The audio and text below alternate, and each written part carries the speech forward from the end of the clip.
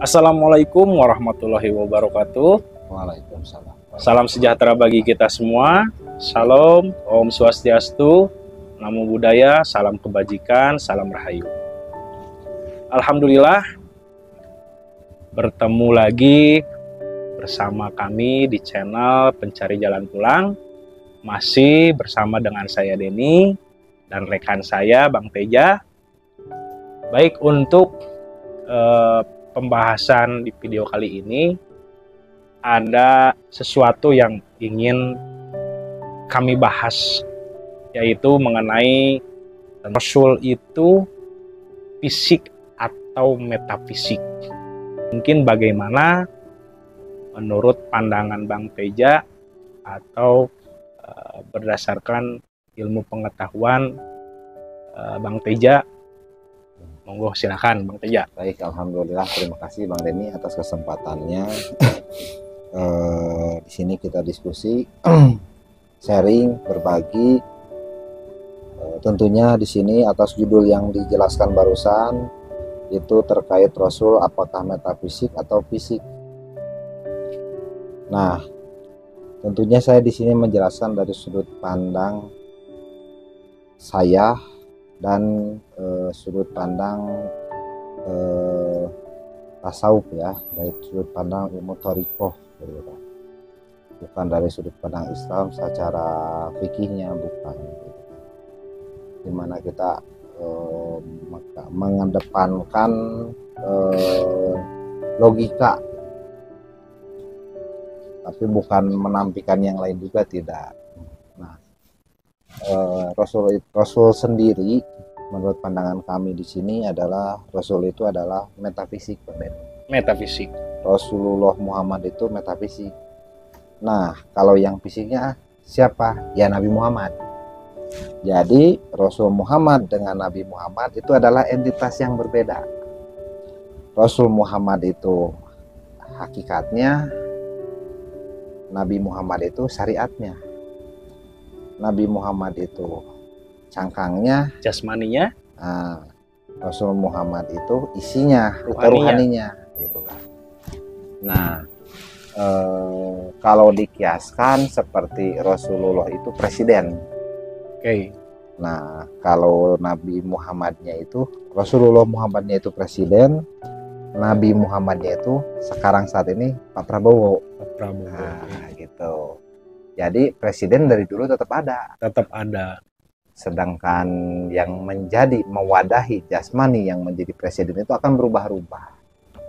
Sesuai gitu. zamannya. Sesuai zamannya. Makanya ada ayat dalam Al-Quran, akan ada Rasul dari setiap zamanmu, dari kaummu sendiri, gitu kan. Dengan bahasamu, gitu kan. Nah, seperti itu. Nah, disitulah padahal ada inti wasilah. Yang mewariskan estafet ke Rasulullahan itu yang disebutnya al-ulama warasatul anbiya atau waliyah mursida.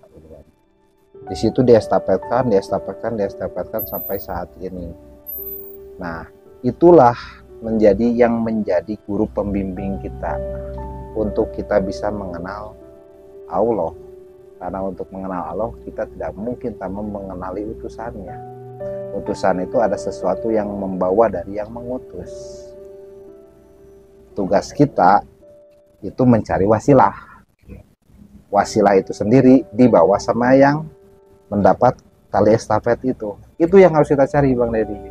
Kan banyak beranggapan nih Bang Teja, sekarang itu terpaku dengan Nabi Muhammad di 1400 tahun yang lalu. Ya.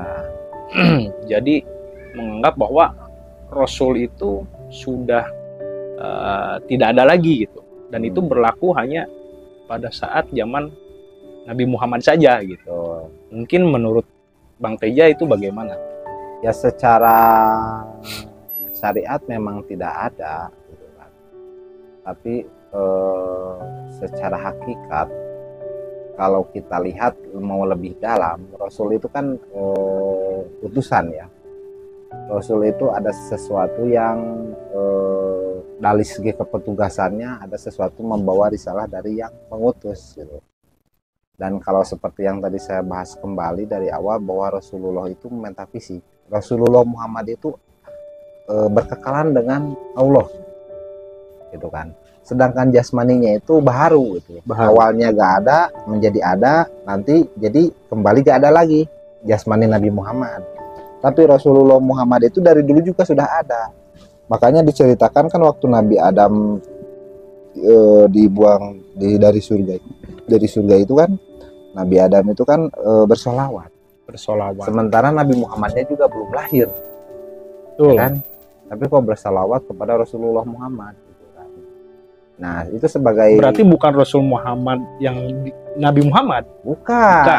Yang isinya karena belum lahir ya Nabi Muhammad. Yang ruhaninya. Yang ruhani. Gitu kan. Jadi karena yang rohani itu kan sifatnya kodim gitu. Ada sebelum diadakan gitu. Ada sebelum diadakan. Gitu. Makanya sebenarnya Nabi Muhammad juga kan syahadatnya sama dengan kita, Bang. Bukan wa anna Muhammad Rasulullah, tapi wa asyhadu anna Muhammad Rasulullah gitu kan. Pada tahiyat itu menunjuk wa asyhadu anna Muhammad Rasulullah gitu. Itu dari yang sudut pandang tasawuf gitu kan. Nah, kerasulan itu istilahnya sekarang berbeda gitu kan. Yang disebut kita itu walia mursida dalam ilmu tasawuf itu. Atau yang umumnya itu dibilang al ulama warasatul anbiya. Kita harus cari ulama itu di mana dalam dirinya terdapat unsur mutlak, gelombang mutlak yang bisa mengajarkan kita bagaimana cara mengenal Tuhan. Itu tuh loh Allah tuh. Ayo kamu jalan ke sini, kamu menanjak, kamu adaptasi. Bagaimana supaya kamu beradaptasi? Kita semua di sini belajar, beradaptasi, belajar. Untuk apa? Untuk innalillahi, kembali pulang. Gitu kan. Kalau kita gak bisa pulang, ya walaupun gimana ya, kita kan tujuannya innalillahi sebenarnya. Kalau dalam sudut pandang tasawuf ya, gitu kan. Bukan dalam syariat dibilangnya untuk melaksanakan perintahnya, menjauhi larangannya, untuk beribadah gitu kan. Nah, kalau dalam menurut pandangan saya itu untuk innalillahi, untuk menjadi jalan pulang, untuk kembali kepada yang maha rohani. Karena kan dalam syariat pun dijelaskan bahwa kita itu belum tentu masuk surga tanpa mendapat rahmatnya. Nah, untuk mendapatkan rahmatnya itu tidak bisa ditafsir menggunakan akal, harus menggunakan ruhani. Makanya dalam proses thariqah itu ada prosesnya baiat. Disitulah dikiaskan mutu qabla anta mutu, mati secara hakikat.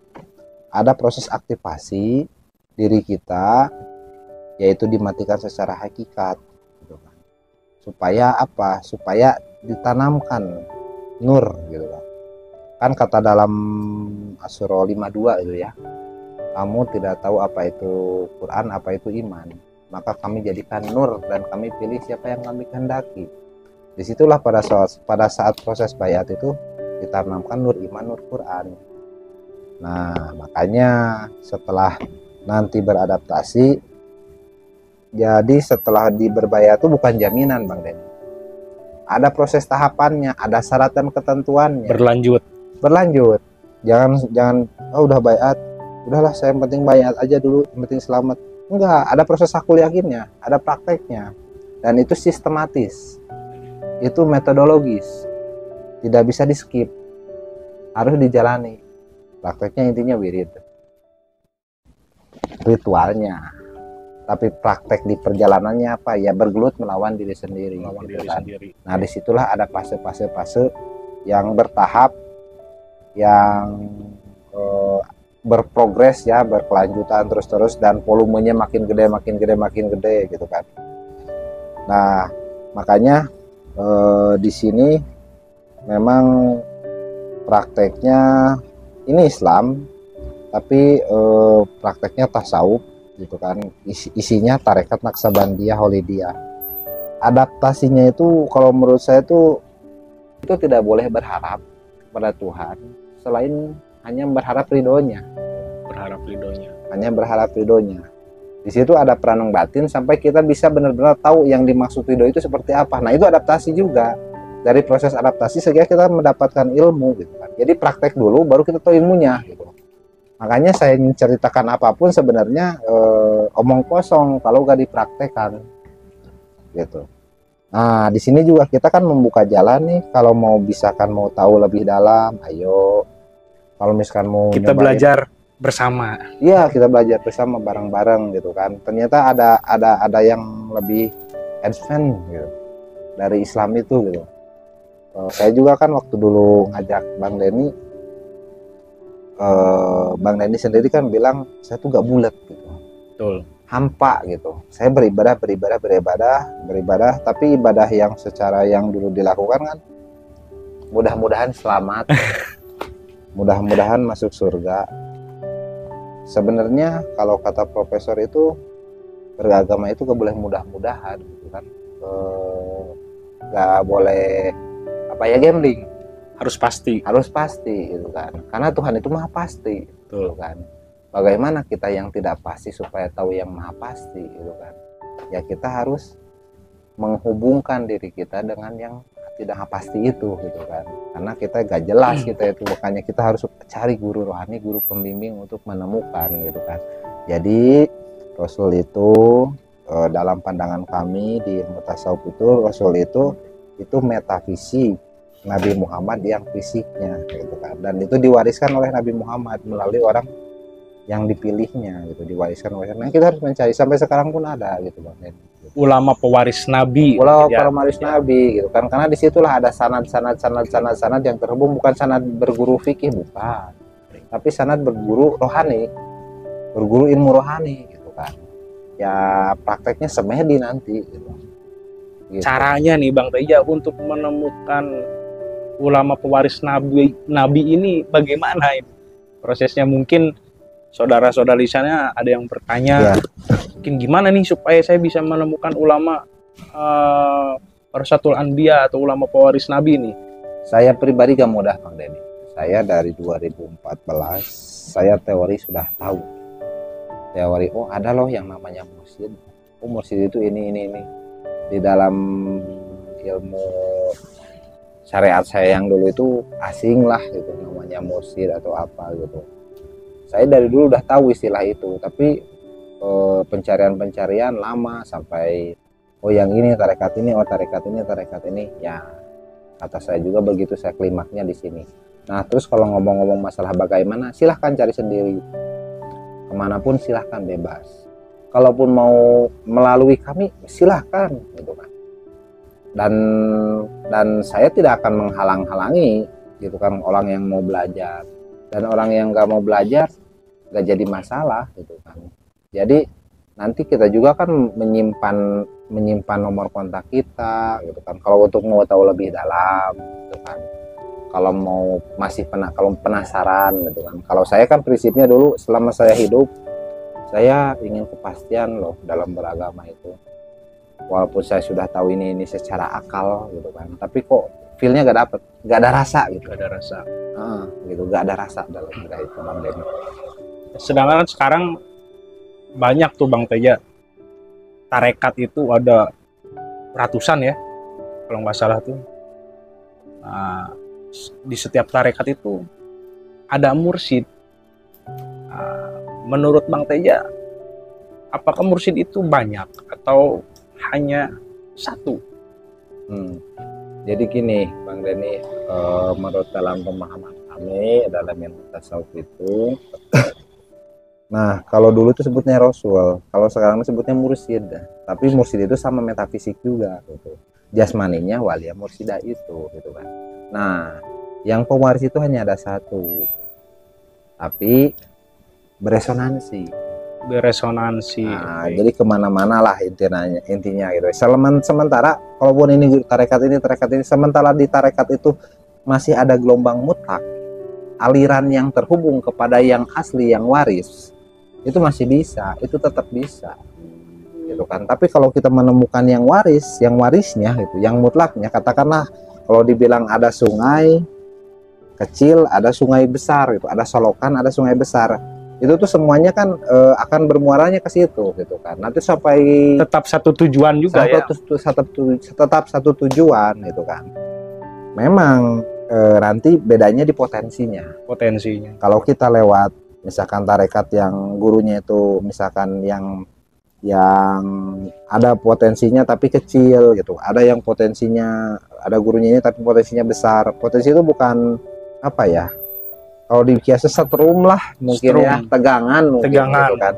Kalau yang waris itu tegangannya besar gitu. Tapi kalau yang amanah, yang tarikoh yang amanah, maksudnya amanah itu tidak diwariskan, hanya diperintahkan kamu lanjutkan nih sekolah tarikoh ini gitu. Untuk nanti setelah saya nggak ada, misalkan nanti kamu lanjutkan, tapi saya tidak mewariskan, itu berarti amanahnya gitu kan. Itu yang diperintahkan untuk melanjutkan, itu bukan warisnya. Tapi yang penting mah si yang menerima amanah itu tetap bisa menjaga kemutlakannya sampai turun ke mursidannya, turun ke muridnya maksudnya gitu Bang Denny.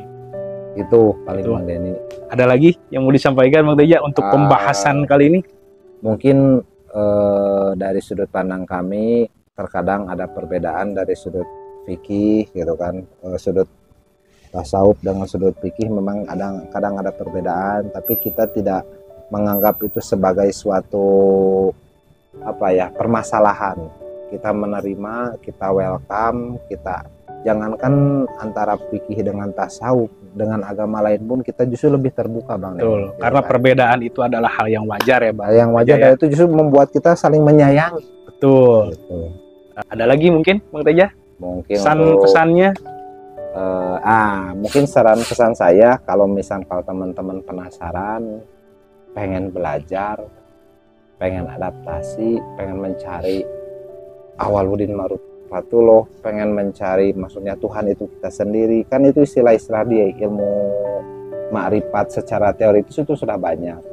Nah memang adaptasinya yang sulit, adaptasi mencari gurunya itu juga yang sangat sulit juga menurut saya gitu kan. Dan kami barangkali kalau mau tahu lebih dalam atau ngobrol-ngobrol juga sama kita, nanti boleh nanti dikontak aja ke nomor admin, kita sharing-sharing bareng ya gitu. Untuk wilayah misalkan mau di mana-mana pun wilayah, nanti kita sampaikan ke saudara kami gitu kan yang ada di wilayah mana, barangkali bisa bertemu secara langsung. Karena kalau kita by phone, WA atau apa, itu susah tersampaikan. Karena kalau dibilangnya ini dulu ilmu bisik-bisik katanya gitu kan. Karena jangan sampai ada miskom gitu, ada salah paham gitu. Makanya kita juga tetap berbicara di sini itu ada aurat-aurat yang kita jaga gitu kan. Kita tidak bisa menceritakan secara gamblang bagaimanapun, takutnya disalahartikan, takutnya jadi salah paham gitu. Intinya di sini murni untuk belajar mengkaji diri, belajar untuk mengolah diri, mengolah rasa, belajar untuk supaya kita itu lebih damai, lebih terbuka gitu kan. Tidak menonjolkan perbedaan, justru kita itu memanfaatkan perbedaan itu justru jalan kita untuk saling menyayangi gitu. Betul. Gitu. Mungkin itu aja. Itu aja Bang ya. Baik, mungkin sekian yang dapat kami sampaikan. Mudah-mudahan pada pembahasan video kali ini apa yang disampaikan bisa bermanfaat dan bisa menjadi ilmu pengetahuan bagi saudara-saudara, dan tentunya untuk kami juga ya Bang Teja, karena di sini juga kita saling berbagi, saling belajar gitu, untuk mendapatkan ilmu yang belum kita dapatkan gitu. Dengan adanya sharing, dengan adanya kita ngobrol seperti ini, mungkin bisa terkuak sedikit-sedikit ilmu yang didapat gitu. Mungkin hanya itu saja yang dapat kami sampaikan. Mohon maaf apabila ada hal-hal atau perkataan kami yang kurang berkenan. Wabillahi taufiq wa hidayah, waridho hidayah, ilahi anta maksudi, waridho kamatubi. Wassalamualaikum warahmatullahi wabarakatuh. Waalaikumsalam warahmatullahi wabarakatuh.